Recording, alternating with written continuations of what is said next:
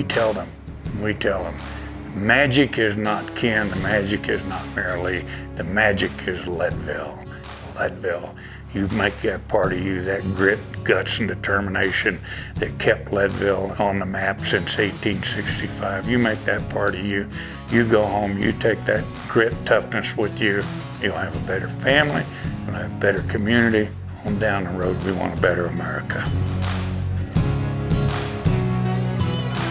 Well, Leadville family, we missed you in 2020, but the 2021 Stages Cycling Leadville Trail 100 mountain bike race returned to downtown Leadville this August for the 26th annual Race Across the Sky. 100 miles of mountain biking across the biggest, the baddest, the toughest mountains that we have to offer. We will start you at 10,200 feet and send you up to a lung-searing 12,600 feet. And it's gonna hurt. The race began in 1984 as a way to boost the Leadville economy after mining collapsed with the shutting down of the Climax molybdenum mine. In 1993, we started this mountain bike race to give you a chance to ride along with us. And since then, the community of Leadville has grown into one of the nation's largest off-road cycling endurance race venues, attracting some of the world's most accomplished mountain bike riders along the way. Each year, roughly 1,500 riders of all ages, ability, and levels take on the ultimate challenge. We invite the common man and woman to Leadville for the not-so-common challenge, the Leadville Trail 100 mountain bike race. I'm just trying to have a completely open mind because plan is very different than execution. And I think in an 8-hour race, the plan will change about 8 different times, and it could change 5 minutes off the start line. The weekend kicks off with a Race Across the Sky Expo, where riders and spectators alike get a chance to check out the latest and greatest in cycling technology, but more importantly, chat about what's ahead in the day to come. With the energy of the race and the buzz in the air, sponsors, racers, and fans alike get an initial taste of that magic, the magic that is Leadville. This is a great crowd. For us in Stages especially, we're a premium manufacturer of cycling electronics and data capture, power meters, GPS computers, and trainers. So it's a great chance for us to really interact with a really great crowd of people. Everybody's super excited to be here. This is a once-in-a-lifetime ride for a lot of people. I think it's probably the mental aspect of it, just getting deep into the race and just being able to keep going when it gets dark. I've always wanted to do Leadville. I'd seen this years ago. The Race Across the Sky was probably one of my first inspirational movies. And then Rebecca Rush, her success here has also been just a huge impetus for me to want to come. However, I spent 11 years racing with Team USA. I raced the road and the velodrome, which meant that I didn't get to spend as much time on my mountain bike and was never able to come out here. So after I retired from the national team in 2016, I signed up as soon as I could. I started just as a participant and fell in love with it, just riding my bike on that course and crossing that finish line, getting that hug from Marilee, earning that big belt buckle, which everybody strives for up here. A few years later, I had the opportunity to get to meet Ken and Marilee up here in Leadville, and shortly after that, had the opportunity to join Lifetime and become part of the team that got to lead and guide and develop what is now the Leadville Race Series. I couldn't tell you how I first heard about it, but just living in Colorado, you just heard about it. Leadville's such an iconic place, and 100 is such a big number. How are you? Are we ready to race? Are we ready for the start tomorrow? You know, there's no other place like it anywhere. That's what makes Leadville more or less the king of endurance racing. You're gonna turn those cranks one time. You turn them one time, you turn it to 2. Take that 2, make it 3. Before you know it, you're gonna be firing that bike up that red carpet and that finisher chute. Is it in the morning? We're gonna set you across the biggest, baddest, and toughest mountains we've got to throw at you. And then we're gonna turn you around and we're gonna let you do it again. The Leadville Trail 100 is a unique course in the fact that it is an out and back course, and it isn't for the faint of heart. Starting above 10,000 feet in downtown Leadville, altitude is going to be the name of the game. Riders are going to begin by climbing St. Kevin, and after they hit that summit, they're going to start up Sugarloaf Mountain. That's the point where they're going to descend down to the bottom of Sugarloaf Mountain, hitting the infamous Powerline descent and making their way across the flats and onto the dam of Twin Lakes. The crux of the race, however, comes a little after at Columbine. Now, Columbine sits nearly 3,000 feet above the Twin Lakes Dam at 12,600 feet. And when you get within 2 miles of the summit of that baby, it's gonna force most of you riders onto your feet, pushing that bike skyward, and you're gonna be gasping that thin mountain air because you're gonna be above tree line. After the brutal climb, riders will begin working their way back to the community of Leadville. But the biggest test will await them at the 80-mile mark. That's where they're going to hit the Powerline climb. Now, Powerline's going to boast grades of 20+%, and you're going to be on already exhausted legs. Powerline almost always proves to be the decisive moments for these endurance athletes, whether you're in the lead or just trying to make your way home. But you know, they say it isn't over till it's over, and the climbing isn't over. These riders are going to have roughly 45 minutes to find their way back to the summit of Sugarloaf after Powerline. They're going to descend onto Turquoise Lake, and they're going to ascend Turquoise Lake back up to Carter's Summit. It's gonna be a steady climb, and then they're gonna find their way back to the boulevard. The boulevard is the last 3.5 miles of the race course, taking them to 6th and Harrison, and it's a steady, brutal grade all the way. This is a race that I think any mountain biker dreams of winning. It's very hard to win, obviously very competitive, especially this year. It's very, very competitive, focusing on nutrition, staying out of the wind, and then hoping to have some legs there on the way home. This year's Race Across the Sky brought perhaps the deepest field Leadville has ever seen. Olympic medalists, world champions, and mountain bike Hall of Famers took that starting line in downtown Leadville to kick off a brutally competitive race.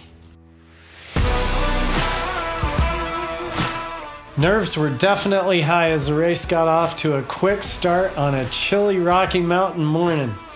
Riders flew off that start line in our thin Leadville air and down 6th Street, working their way toward that first dirt section of the day, across the ranch, leading their way up to the summit at St. Kevin's.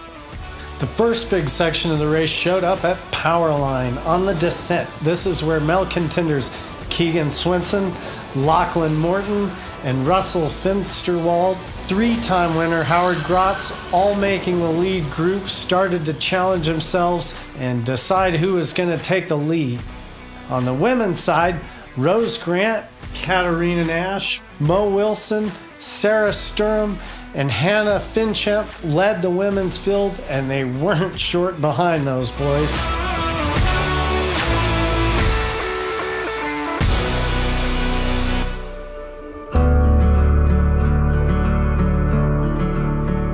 I work with students with disabilities, and I want them to push themselves and dream bigger. But I needed to do it. I hadn't done that. So that's where this is all going for me. It's a long race for me, and it's going to be a very long day. Before I go to bed every night, I envision myself riding the entire route, and then I go to bed. I've done a lot of endurance rides with the training, so I feel confident in some things, but if everything goes right, I'll have my mental mantra keeping me pedaling. A lot of the magic of this race is it's designed that if you believe in you, by God, we believe in you, and you come out here and you put your butt on that line, and we will do everything to see your success.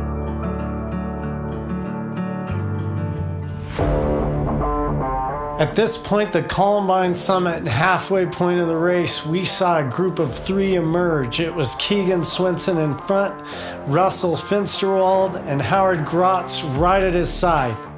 Peter Stetna and Lachlan Morton were only seconds behind at the summit, with Pace and McElvin chasing hard at their heels.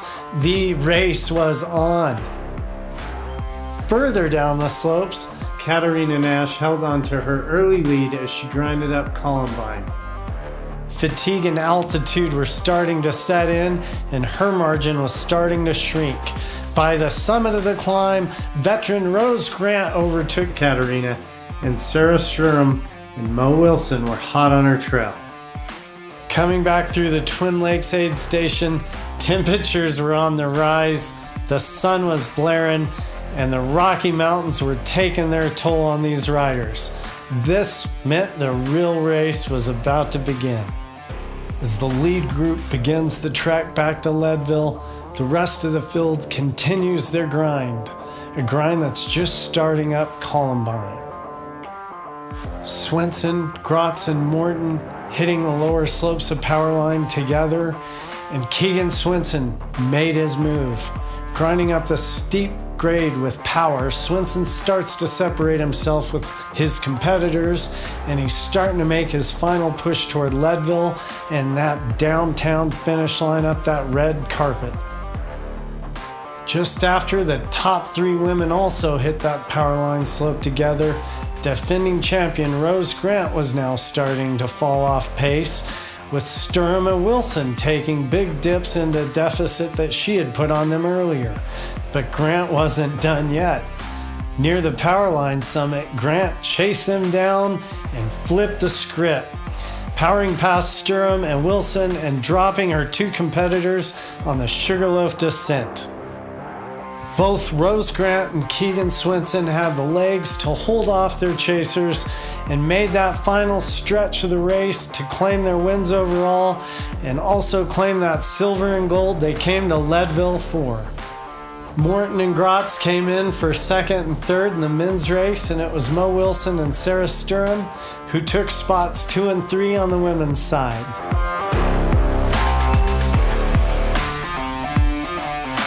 It was Payson McElvin just edging out Peter Stetna at the line for the sprint for 4th and 5th on the men's side. And with that, we concluded another magic day in Leadville.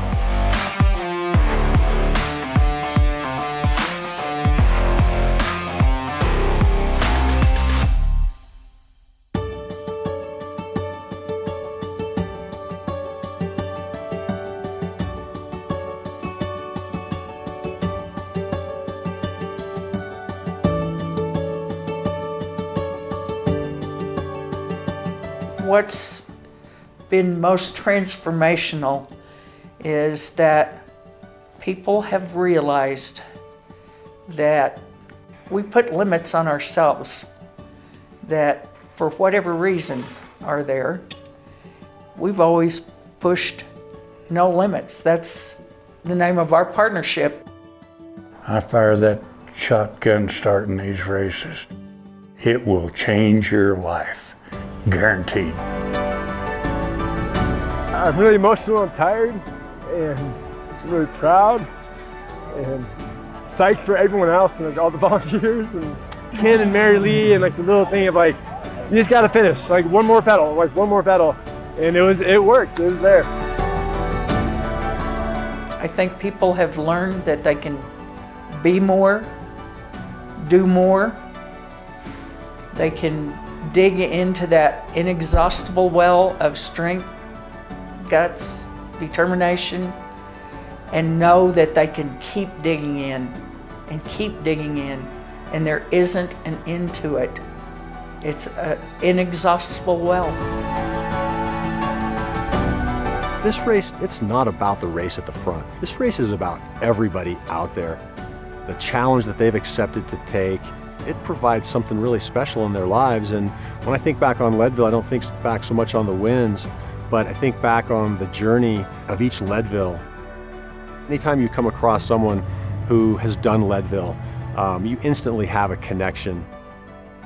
What we do every race, and from this point on, we're changing lives.